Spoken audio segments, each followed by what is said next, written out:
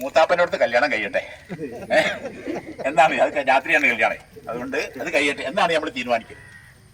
നമുക്ക് അയലക്കത്തൊക്കെ ഒന്ന് ഇറങ്ങി നടക്കണം. എപ്പോഴും നമ്മൾ ഇതിലാണല്ലോ. അയലക്കത്തൊക്കെ ഇങ്ങനെ ഇറങ്ങി നടക്കണം. കുറച്ച് ദിവസം കഴിയട്ടെ അല്ലേ? അങ്ങനെ ഓരോന്നും നമ്മൾ ഇങ്ങനെ നീട്ടി വെക്കലാണ്. ഏറ്റവും അവസാനം ആളുകൾ പറയും നീട്ടി വെക്കാൻ പറ്റില്ല, അധികം വെച്ചാൽ നാറും, അതുകൊണ്ട് വേഗം വേണം. ആ ഒരു അവസ്ഥയിലേക്ക് നമ്മൾ എത്തും. പറയും മനസ്സിലായല്ലോ?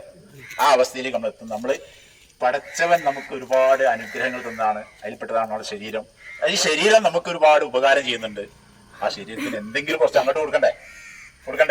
ഭക്ഷണം നമ്മൾ എല്ലാം കഴിക്കും. പണ്ടൊക്കെ ഭക്ഷണം കഴിക്കാം. ഒരു കല്യാണത്തിന് പോയാൽ ഒരു ടേബിൾ ഉണ്ടാവും, അപ്പുറത്ത് 2 കസാല, ഇപ്പുറത്ത് 2 കസാല, അല്ലേ? അങ്ങനെ അതാണ് ഭക്ഷണ രീതി അന്ന്. എത്ര ടേബിൾ വേണം? 2 3 പോരായിട്ട് ഇപ്പൊ 4 ആയിട്ടുണ്ട്.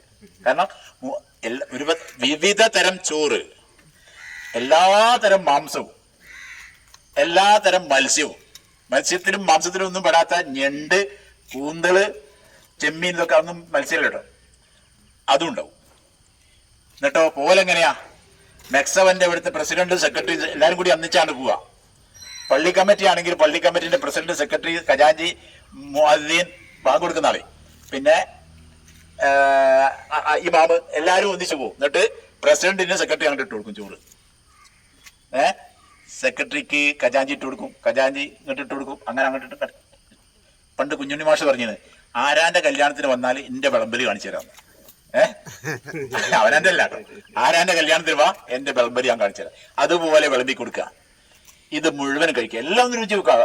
ഇത് എതിർത്ത് വയ്ക്കും, എതിർത്തില്ല എന്നാ അതും കൂടി കൊടുക്കുക.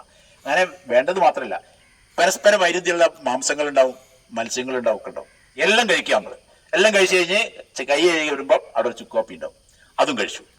അത് കഴിച്ചാൽ പിന്നെ പലതരം ജിലേബികൾ വിവിധ കളറിൽ, അതൊക്കെ കഴിച്ചു. അത് കഴിഞ്ഞാൽ മൈസൂർ പക്ക്, അതൊക്കെ കഴിഞ്ഞാൽ ഐസ്ക്രീം, അതും കഴിഞ്ഞ് ഇങ്ങോട്ട് തിരിഞ്ഞു നോക്കുമ്പോൾ 2 കൊല അങ്ങനെ തൂങ്ങുണ്ട എന്ന് 2 എടുത്ത് ഇതൊക്കെ കഴിക്കുക. പണ്ടൊക്കെ ആഴ്ചയിൽ ഒരു കല്യാണമൊക്കെ ഉണ്ടാവുള്ളൂ. ഇന്ന് വെള്ളിയാഴ്ച വരെ കല്യാണം, എല്ലാ ദിവസവും കല്യാണം. ഉച്ചക്ക് മുതൽ രാവിലെ നിക്കാഹുണ്ടാവും, നിശ്ചയം ഉണ്ടാവും, ഉച്ചക്ക് കല്യാണം ഉണ്ടാവും, രാത്രി കല്യാണം ഉണ്ടാവും. ഇങ്ങനെ കഴിച്ച് നമ്മൾ ശരീരത്തിൽ എന്തൊക്കെയായി? ഇപ്പം ഞാൻ പറഞ്ഞൊരു പഴം കഴിക്കണേ, നമ്മൾ ഭക്ഷണത്തിന് ശേഷം ഒരിക്കലും പഴം കഴിക്കരുത്. പഴം ഒരു നേരത്തെ ഭക്ഷണമാക്കണം. ഒരു നേരത്തെ ഭക്ഷണത്തിന് ശേഷം ഈ പഴം ദഹിക്കാൻ 25 മുതൽ 40 മിനിറ്റ് സമയം മതി. പഴം ദഹിക്കാൻ.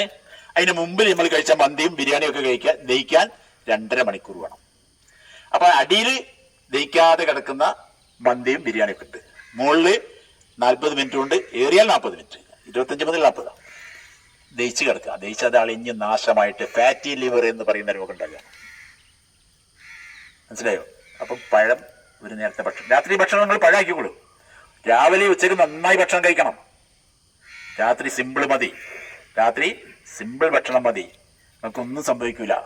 പണ്ട് ആര് പറഞ്ഞിതാക്കിയാണ് രാത്രി ചോറുന്നില്ലെങ്കിൽ രാത്രി ഇറച്ചി കുറയും.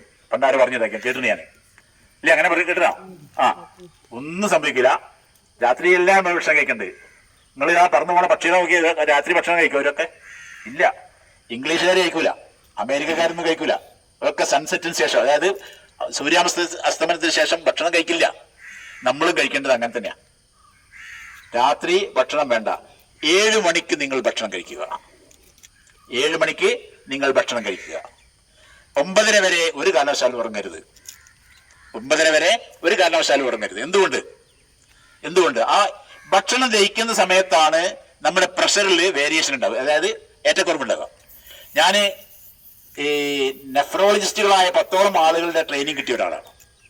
കൊണ്ടോട്ടി ഡയാലിസിസ് സെന്ററിലെ അത് ചെറിയൊരു സേവകനാണ്.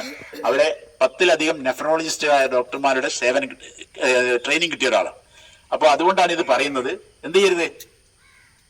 രാത്രി 7 മണിക്ക് മുമ്പ് ഭക്ഷണം കഴിച്ചാൽ 9:30 വരെ ഉറങ്ങരുത്. ഒരു കാരണവശാലും ഉറങ്ങരുത്. കാരണം ഉറങ്ങുന്ന സമയത്താണ് നമ്മുടെ പ്രഷറിൽ ഏറ്റക്കുറച്ചിലുണ്ടാവല്. അപ്പം 9:30 മുമ്പ് ഇത് ദഹിക്കുമ്പം പ്രഷർ ശേഷം കൂടി എന്ന് പറഞ്ഞാൽ എന്ത് സംഭവിക്കും? നമ്മുടെ മക്കൾ നമ്മളെ കൂടെ ഉണ്ടാവും, വണ്ടി ഉണ്ടാവും, ആശുപത്രി ഉണ്ടാവും, ഡോക്ടർ എല്ലാം സജീവമാണ് 9:30 വരെ. അത് കഴിഞ്ഞാൽ പിന്നെ ഓരോരുത്തരും ഇങ്ങനെ ഉറങ്ങാൻ പോലെ. ഉറങ്ങിയതിന് ശേഷം നമ്മൾ രാത്രി 11 മണിക്ക് വന്ന് സുഭിക്ഷമായി ഭക്ഷണം കഴിച്ചു ഉറങ്ങി. ഒരു 2 മണിയാവുമ്പോൾ നമുക്ക് പ്രഷർ കൂടിയാൽ തൊട്ടടുക്ക് കിടക്കുന്ന ഭാര്യ അറിയില്ല, തൊട്ടടുത്ത് കിടക്കുന്ന ഭർത്താവ് അറിയില്ല. രാവിലെ എണീച്ചിട്ട് നിങ്ങൾ എന്ത് എണീക്കാത്ത പറഞ്ഞ് കയ്യെ പിടിച്ചു നോക്കിയാൽ കൈ ഇങ്ങനെ വീഴും, കുഴഞ്ഞിട്ടുണ്ടാവും. പിന്നെ ഇങ്ങനെ നടക്കട്ടെ. അപ്പൊ അതുകൊണ്ട് നിങ്ങൾ തരുന്ന ഒരൊറ്റ നിർദ്ദേശം നിങ്ങൾ എല്ലാവരും ഒന്ന് പറയാ, എന്ത്? B fast. എന്താ പറയാത്? B fast. നല്ല ഉറക്കെ പറയാം. എനിക്ക് നല്ല ചെയ്തിട്ടൂടാ, അതുകൊണ്ട് ഞാൻ കണ്ണടച്ചു. പിന്നെ പറയും ബി ഫാസ്റ്റ്. അപ്പോ ബി ഫാസ്റ്റിന്റെ അർത്ഥം എന്താ അറിയോ? ഇത് നമ്മൾ പഠിച്ചിരിക്കേണ്ടതും ഇനി മുതൽ ആരാണിത് പഠിച്ചത്? ഞാൻ പഠിച്ചാൽ എനിക്കല്ലോ ഉപകാരം ഉണ്ടാവില്ല, മറ്റുള്ളവർക്ക് ഉപകാരം ഉണ്ടാവും. അപ്പൊ അതുകൊണ്ട് പഠിക്കുക. എന്താണ് ബി? എന്താണ് ബി? ബാലൻസ് ആണ്. ഒരാൾക്ക് പ്രഷർ കയറുന്നുണ്ട് എന്ന് നമുക്ക് തോന്നിയാൽ അയാളോട് ഒന്ന് നിൽക്കാൻ പറയാം. അയാളെ ബാലൻസ് ഒന്ന് നോക്കുക, അയാൾക്ക് നിൽക്കാൻ പറ്റുന്നുണ്ടോ നോക്കുക. നിൽക്കാൻ പറ്റുന്നില്ലെങ്കിൽ പ്രഷർ കയറുന്നതിന്റെ ഒരു ലക്ഷണമായി. ഒരു ലക്ഷണം എന്ത്? പ്രഷർ ഇങ്ങോട്ട് നോളൂ. പ്രഷർ കയറുന്നതിന്റെ ഒരു ലക്ഷണം എന്ത്? ബി. എന്ത്? ബാലൻസ്. മനസ്സിലായില്ലേ? ബാലൻസ്. അയാൾക്ക് നിൽക്കാൻ പറ്റൂല. രണ്ടാമത്തത് ബിന്റെ ശേഷം ഒരു ഇ ഉണ്ട്. ഇ. ബി എന്ന് പറഞ്ഞാല് ഫാസ്റ്റ് ആവുക എന്നല്ലേ? ബി ഇ ഉണ്ട്. ആ ഇന്റെ ഉദ്ദേശം എന്താന്ന് വെച്ചാല് ഐ, കണ്ണ്. ആ വ്യക്തിയുടെ കണ്ണിലേക്ക് നോക്കുക.